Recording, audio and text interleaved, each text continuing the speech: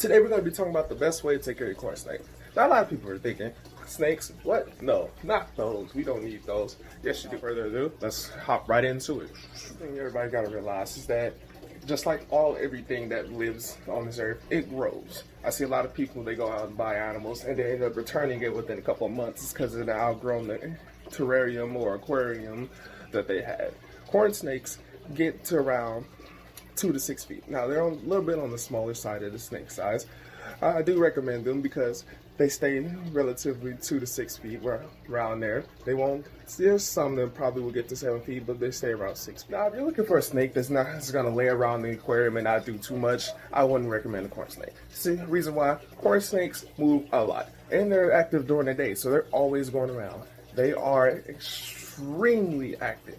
That's why I recommend that you keep as much stuff in the aquarium or terrarium as possible so they stay entertained. Anything from leaves all the way down to logs, little huts, and all that good stuff, so they have stuff to look around and run around in and keep fun. I recommend Eco Earth. There's this stuff right here.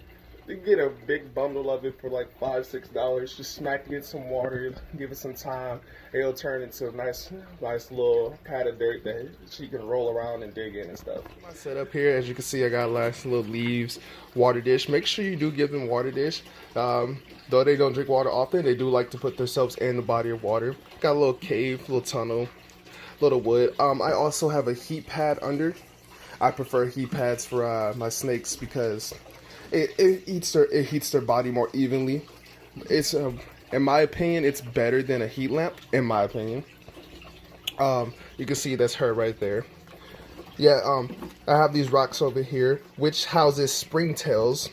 I also recommend getting springtails for your springtails right here. If you can see the little white things that flick around and stuff. So what they do is they break out the waste. They break it down. They break around all the poop, all the well, not all of it. I see they missed some. All the poop, all the moss and all that algae and stuff. They take care of all of that. They take care of like dead pieces of the rodent that's been left behind. I recommend that you go to a store and buy some because it's way easier to go to the store and get a culture of springtails or isopods rather than trying to find them in the wild. I mean, you could if you go down to your local lake, but like it's gonna be kind of difficult. It's just way more easier for you to go get the springtails at your store. I know what you guys thinking. You're probably thinking, oh, that's kind of small for her. Well, at this size, not right now. This is a nice little 5-gallon right here for her until she gets bigger. At this size right now, she's only about 2 feet. So she can stretch her body and go all the way around and keep everything. So she's good right now. She's currently sleeping on her heat pad. Well, I woke her up right now. She's probably like, why are you bothering me again? See, she put some dirt inside of her water. I need to change that. Also, your snake is going to need UV lights, so make sure you invest in UV lights. I know they're quite expensive, but you're going to need that. Everything that lives needs the sun on their body. Everything. It helps the skin from turtles all the way to reptiles. Not fish. Fish are different. Fish don't really need light like that. Other than that, they're really easy to keep. They're not really that hard. You only really need to feed snakes. I do stress this: do not feed your snake every day. Even though your snake may or may not take it, do not feed your snake every day. You just be power feeding your snake, and that will greatly shorten the lifespan of the snake. I mean, the only reason you should be power feeding if you're trying to get the snake up to breeding size. Other than that, you should not feed your snake every day. You should really only feed your snake only once, maybe twice a week. Give it once a week, depending on the size. Younger snakes will probably eat around twice a week, every 4 to 5 days, maybe 3 to 4 to 5 days, somewhere around there, depending on how young your snake is, or if you're trying to get her to put on size. As you can see, they're very handleable. They're really good for kids. The only real thing is that they're just really skittish. Aren't you just cute one? They're just really skittish. They're really good for kids. You know, everybody can handle them.